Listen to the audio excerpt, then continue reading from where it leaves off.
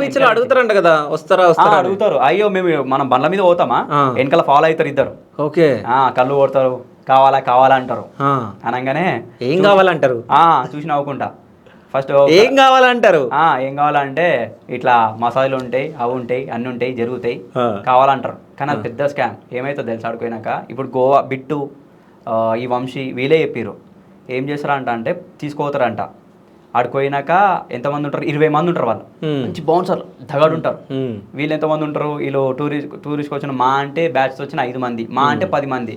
ఆడొక్కడు 10 మందితో సమానం, అంత గట్టిగా ఉంటారు. లోపలికి పోయినాక ఆడ అమ్మాయిలు కూడా ఉంటారంట, అవి కూడా ఫ్రాడ్. మొత్తం వీళ్ళ మీద నడుస్తుంది. దానికి పెద్ద ఒకడు ఉంటాడు. అంటే అక్కడ పోలీసు వాళ్ళు కూడా జెన్యూన్ కాదు, వీళ్ళకే సపోర్ట్. ఏం బీకలేను ఆడ పోతారు, లోపలికి పంపిస్తారు జెన్యూన్ అని చెప్పి.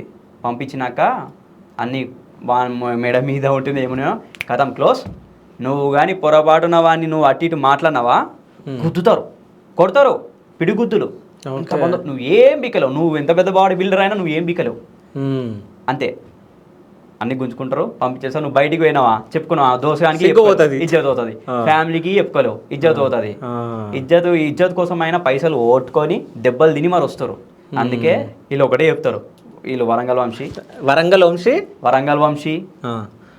వంశీ కుక్కట్పల్లి బాను బిట్టు.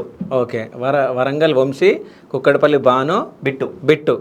సో మీరు ముగ్గురు నా దాంట్లో ప్రమోషన్ చేస్తున్నాడు, మీకు ప్రమోషన్ చేసిన ఇప్పుడు వాళ్ళ ఎమోషన్. నాకు జనాలు మంచి, వాళ్ళ ఎమోషనా నీకు?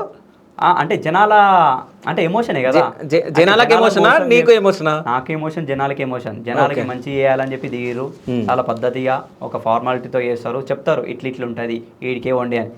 లేదు నువ్వు చెప్పేది ఫ్రాడ్, నేను తోపుగా నేను పోతా అంటే అంతే. అట్లా పోయిన వాళ్ళు కూడా చెప్పి. సరే, మీ ముగ్గురికి ఈడ మా దగ్గర ప్రమోషన్ అయింది, ఈడ ఇంటర్వ్యూలా మేము వచ్చినప్పుడు అన్ని మీరు ఫ్రీ ఇవ్వాలి, మాకు అన్ని ఇస్తారు.